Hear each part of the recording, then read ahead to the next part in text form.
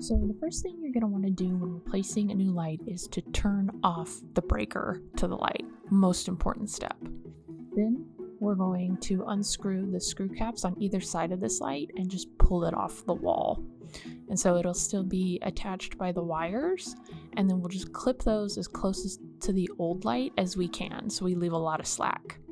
Here's a new light. So much more modern. The other one I think was literally $4 or $5 from Lowe's, so we wanted to upgrade a little bit. So now there's these old mounting plates on here, and we're just going to pop those off. Also, the ground wire will probably be connected to one of these mounting plates. Make sure you don't lose it, but disconnect it and just set it on the top of your ladder for later, because you're 100% going to need it. Also, top tip, save the screws from that you're disconnecting here, because you know that these fit into this junction box, and every once in a while new screws you get with any kind of new electronic or lighting source, there's a chance that they might not fit, which actually happened to me with my floodlight at the front of the house. The included junction screws didn't fit. So thank God I had the ones that came with the junction box. So anyway, so you just disconnect these plates if you don't need them, which we don't, because these are for the side mounting light, and we have a top and bottom mounting light. And so once you get those off, you're going to pop on the new mounting plate that came with your light.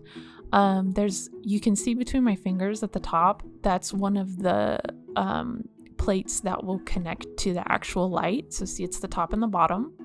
And so I'm just using the old screws to connect it to the junction box and making sure it's level, so that your light isn't slanted when you get it on there, because it sucks to have to take it off.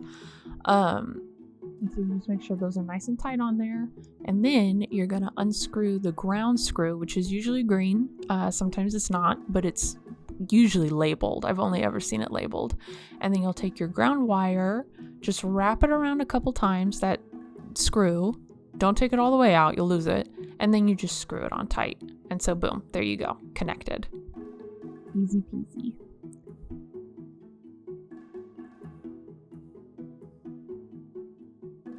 And then it's time to connect all the rest of the wires. So you're probably going to have to strip your wires a little bit to get the the actual copper wire to show. Use wire strippers for that. And you just connect the colors, black to black, white to white, and ground to ground. Twist them up with your fingers and then screw on the wire caps, which are probably also included with your light. And then shove them into the junction box. You can be rough. Those caps aren't going anywhere.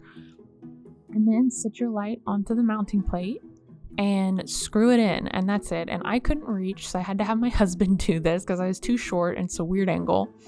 And so he's just putting the top screw in first, and it's pretty tough because the holes are really small and the screw is really small, so just be careful and try your best.